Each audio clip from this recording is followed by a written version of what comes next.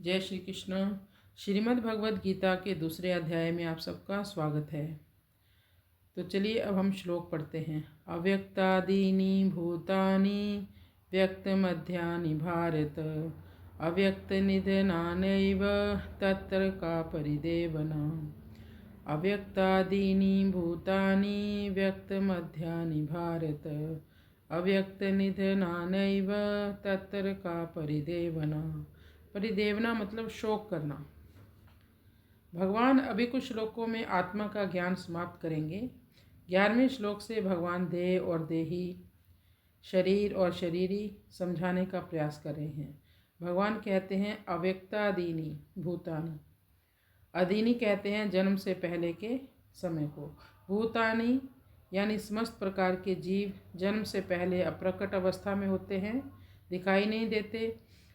व्यक्त मध्यानि भारत, हे भरतवंशियों में श्रेष्ठ अर्जुन, मध्यकाल में भी व्यक्त हुए हैं, प्रकट हुए हैं। अव्यक्ता निधना नैव, मृत्यु के बाद फिर अप्रकट हो जाते हैं, यानी आत्मा तब भी थी, बीच में भी थी और बाद में भी थी, हमेशा रहती है, लेकिन शरीर नहीं रहता। तत्र का परिदेवना, इसलिए उसके लिए क्यों शोक करते हो। यहाँ पर भगवान कह रहे हैं मान लो यदि तुम आत्मा को नहीं भी मानते हो तो जन्म से पहले तुम्हारा कोई भी अस्तित्व नहीं था, अभी दिखाई दे रहे हो, मृत्यु के बाद भी तुम्हारा कोई अस्तित्व नहीं रहेगा, तो शोक क्या करना।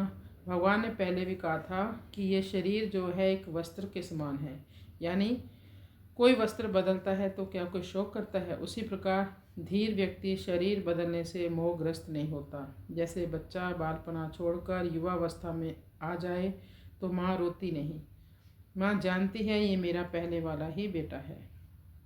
तो शरीर क्या है, नित्य नहीं है। तो जो व्यक्ति आत्म तत्व को जानने वाले हैं वे शरीर के परिवर्तन से मोहग्रस्त नहीं होते।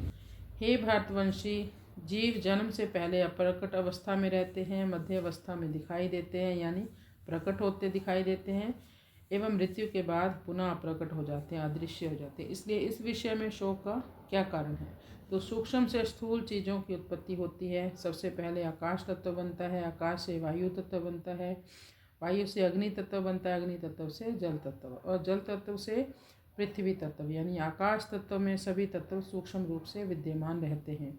उसी प्रकार भगवान के भीतर सभी प्रकार की सृष्टियाँ हैं, बीज रूप में रहती हैं, लेकिन जब भगवान इच्छा करते हैं सृष्टि की रचना की तो वे बीज से सृष्टि पैदा होती है। जैसे कोई वट वृक्ष एक छोटे से बीज से उत्पन्न होता है।